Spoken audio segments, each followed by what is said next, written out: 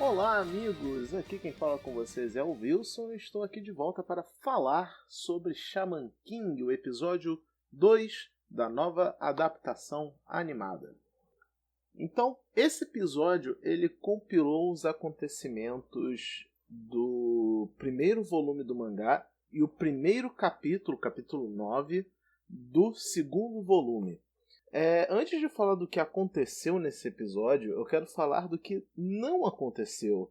Eu tinha uma leve esperança de que finalmente fosse adaptar no anime as pequenas aventuras que acontecem com o Yo e com o Manta, explorando um pouco esse universo dos xamãs. Né? São basicamente 3 histórias distintas, se minha memória não me falha, que é o Yo ajudando um delinquente do colégio, em que ele está tendo problemas para desapegar do mestre, do professor de boxe dele que morreu. A história de um pintor que morreu em um acidente enquanto ele pintava um cartaz e ele ficou assombrando aquele cartaz e se tornou uma alma rancorosa e o Yo ajuda essa alma a se libertar. E o terceiro caso é mostrando um pouco mais das utilidades do Amidamaru como espírito, em que o Yo salva umas crianças de um prédio em chamas e o Amidamaru dá uma ajuda nessa hora. São historinhas bobas, elas são bem experimentais e infelizmente ficaram de fora porque de fato elas não acrescentam muita coisa ao universo Shaman King. Então eles pulam toda essa parte para ir direto pro confronto do Yo com o Tao-Ren, que é o que a gente assistiu nesse episódio. De comparação, tá praticamente 1 para 1 com o mangá. Eu estou com esse hábito, eu acho que eu comentei isso no review do primeiro episódio. Eu estou acompanhando o anime com o mangá em mãos, vendo cena a cena. E é praticamente idêntico, só com algumas leves mudanças. Por exemplo, no mangá, o Manta ele fica narrando a luta praticamente inteira do Yo com o Ren. Mas isso no mangá é meio que necessário para ajudar o leitor a entender o que está acontecendo na cena, né? Já que não tem movimento, não tem animação para você ver. No anime, isso é dispensável. Então, os comentários do Manta durante a luta ficam mais pontuais para realmente situações surpreendentes. Fora isso, perfeito. Eu adorei a escolha estética do anime de botar o Tao-Ren com uma roupa toda brilhante, mostrando como se ela fosse muito cara, muito importante, né? E ainda mais que o Ren tem essa ligação com coisas douradas. Então, não sei por que ele tem essa ligação com coisas douradas, mas enfim, ele tem. E ficou bem legal. E é isso, não tem muita profundidade, já sabemos um pouco do Rei Xamã, sabemos um pouco do passado do Yo, do porquê que ele quer se tornar o Rei Xamã. E finalizamos o episódio com chave de ouro, com a aparição da deusa maravilhosa, a dona da porra toda, a Ana, que agora vai começar o arco de treinamento do Yo para as próximas lutas. E eu acho que o próximo episódio vai ser a introdução da Jun e do Pai Long. Então, muito ansioso aí para ver o terceiro episódio. Último comentário. Se de fato cada dupla de episódios de Shaman King for compilar um volume do mangá, o mangá originalmente são 32 volumes, os 50 episódios que estão programados para esse anime ter, dá e sobra. Então, vamos ver, estão fazendo cortes pontuais onde precisa, acelera onde dá. Então, eu tô gostando do ritmo do anime. Tem gente que tá falando que o anime tá muito rápido, mas acompanhando ele junto com o mangá, eu estou vendo que na verdade é o contrário, ele está até meio que devagar. Tá bom, devagar não, mas ele tá no mesmo timing, sabe? Então, eu fico bem satisfeito de ver isso. Muito obrigado por me ouvirem e a gente se vê quando sair o episódio 3. Valeu, galera.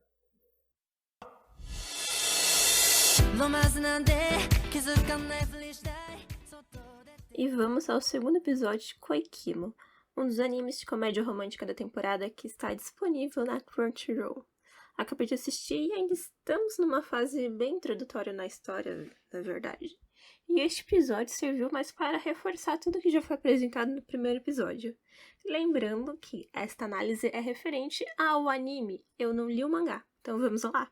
Quando eu digo que o episódio serviu mais para reforçar tudo o que foi apresentado, é porque eles reforçam bastante sobre como os personagens se sentem em relação aos demais, principalmente os protagonistas.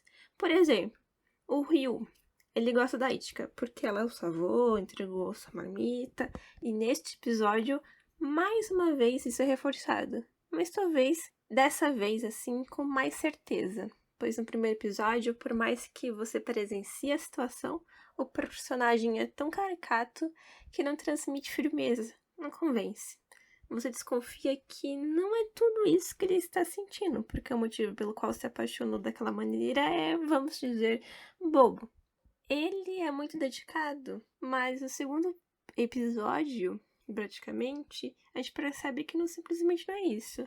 Mas fica entre linha que, de todas as mulheres, ela é a única que o ignora e não trata ele como um deus grego. A cena do amigo dele ligando pra ela à noite e ela dando bronca pelo horário, desligando, sem ao menos se preocupar com ele, representa muito isso. E por falar no amigo dele, tivemos novos personagens. As amigas de classe da Ichika, que serviram mais como recurso narrativo para reforçar a ideia que todas as garotas amam Ryu. E eu odeio isso, mas tudo bem. E tivemos o Mazuda, amigo de infância de Ryu, que desempenha um papel mais importante do que eu imaginei. Quando eu vi, eu pensei que faria parte de mais uma cena que reforçasse que o Ryu teve um passado no qual ele se envolvia com várias mulheres, mas ele também valida os sentimentos de Ryu pela Ichika, afinal ele o conhece. Ele sabe que ele não está mentindo, e por meio dele descobrimos que sua paixão é real, que Ichika realmente mexeu com ele e ele não está apenas brincando com ela. Fiquei meio triste porque Ichika quase não está sendo explorada, mas estamos no segundo episódio apenas, né? Confesso que estou ansiosa, pois não esquecemos que dentro da história ela é um otaku. E eu quero ver muito a reação e a interação com ele quando ela começar a estar mais à vontade e mostrar os seus hobbies. O final foi algo que eu não esperava, ela começando a despertar os sentimentos, porque quem assistiu o episódio viu que ela acabou tropeçando e ele salvou e deu um gatilho, um flashback mostrando que essa situação se inverteu, porque no primeiro episódio quem salva ele é ela, mas ainda deve demorar muito para que role algo, se rolar. Neste episódio confirmamos que ele é 10 anos mais velho, isso ainda me incomoda. A cena sobre tirar fotos antes de pedir permissão me deixou desconfortável, mas a branca da Ichika me deixou mais aliviada, mostrando que isso é errado. Eu acho que eu me incomodaria mais se o anime não alertasse que esse tipo de coisa se nos faz. E esse é o review de hoje e esperamos o próximo episódio.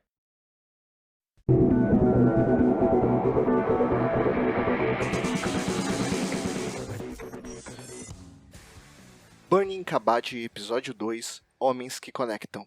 Burning Kabaddi está de volta e junto com ele a nossa review da semana. No segundo capítulo da temporada, temos o desenrolar da aposta perdida por Yogoshi. Vemos o nosso gênio dos esportes tendo que aprender Kabaddi. E para surpresa do nosso protagonista, dominar o novo esporte pode não ser tão fácil quanto ele pensava que seria. Yogoshi acaba sendo subjugado nos primeiros treinos e é forçado a bolar estratégias para escapar da poderosa defesa tripla de seus colegas. Muito além do esporte, Burning Kabaddi começa a mostrar o que veio no desenvolvimento dos personagens. Fica evidente durante o episódio a dificuldade de Yogoshi de trabalhar em equipe. Inclusive, temos a revelação que o verdadeiro motivo de Yogoshi ter abandonado o futebol tem muito mais a ver com essa dificuldade dele se conectar com seus colegas que, de fato, o desprezo pelos esportes que nosso protagonista alegava. É interessante ver como o anime estabelece que o talento absurdo de Yogoshi acaba por afastá-lo das relações tradicionais de companheirismo e trabalho em equipe ao invés de aproximá-lo, e que a partir do momento em que ele se vê em um ambiente em que não é mais tão dominante, acaba por se mostrar mais aberto às interações sociais. E por falar em interações sociais, o momento em que o time sai junto para comprar material esportivo é sem dúvida o melhor do episódio. Vemos ali como aos poucos as barreiras que Yogoshi estabeleceu vão caindo, com direito até uma cena em que nosso herói misantropo sai em defesa de um companheiro de time. Com um bom equilíbrio entre humor de quinta série e desenvolvimento de personagem, Kabaddi traz um forte segundo episódio que nos mostra mais da personalidade do nosso protagonista. Ainda é cedo para saber aonde a trama nos levará, mas o anime conseguiu nesses 2 capítulos cativar o bastante para que o público tenha vontade de descobrir.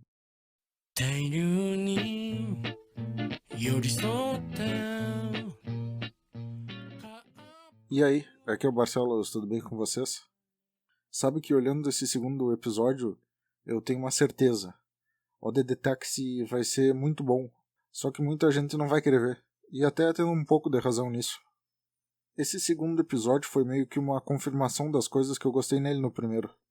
Deu pra perceber que a série vai ter um foco grande nos diálogos, tanto que se tu quisesse dava pra diminuir o tempo desse episódio só em 2 minutos, com o taxista conseguindo marcar um encontro e no outro dia saindo de táxi e sendo abordado pelo bandido. Só que em vez de mostrar só isso, a série decidiu colocar entre esses 2 eventos vários diálogos que eu achei bem bons. Para dar exemplo disso, eu vou citar 2 que eu gostei bastante. O primeiro já é direto bem no comecinho do episódio.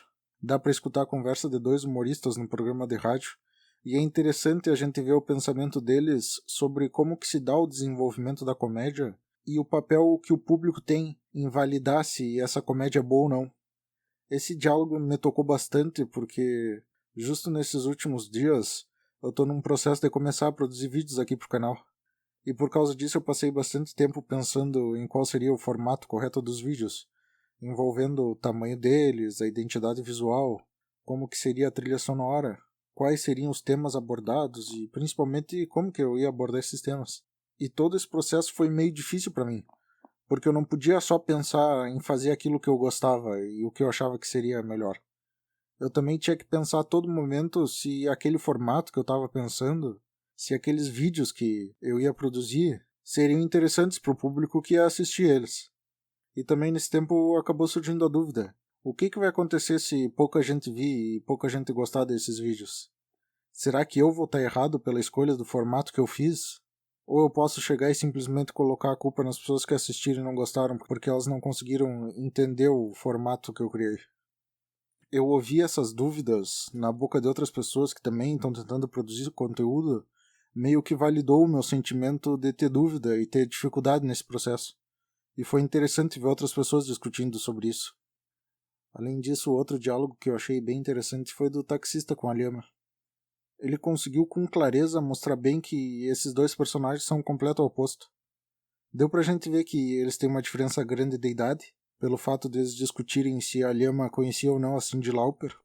Deu pra ver que a Lhama estava procurando um relacionamento, enquanto o taxista não dava muita bola pra isso e nem estava pensando nessa possibilidade. Além disso, deu pra perceber como os 2 tiveram um relacionamento diferente com as famílias dele de uma forma bem sutil. No começo da conversa, o taxista conta que com 12 anos ele se separou da família dele. E logo a primeira pergunta que veio na cabeça da Lhama foi como ele conseguiu se sustentar sem ter a família sendo tão novo. E ele falou que isso não foi um problema para ele. Depois de um tempinho, eles acabaram entrando no assunto de arrependimento. E a Lhama falou que o único arrependimento dela foi ter feito um empréstimo para pagar a faculdade. Nisso, a primeira pergunta que veio na cabeça do taxista foi: mas peraí, tu conseguiu pagar essa dívida? E ela disse sim, consegui.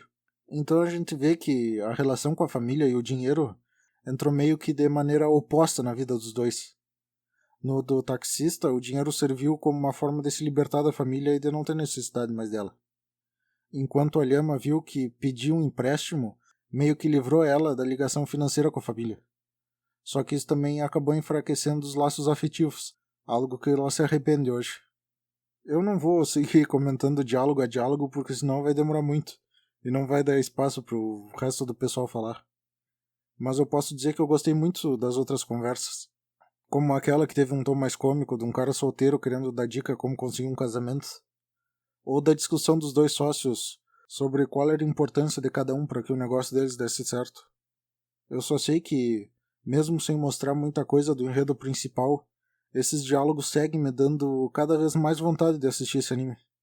Só que infelizmente eu sei que muita gente vai deixar ele de lado, por ele não ser tão movimentado, e a maior parte do tempo tá focado só em pessoas conversando.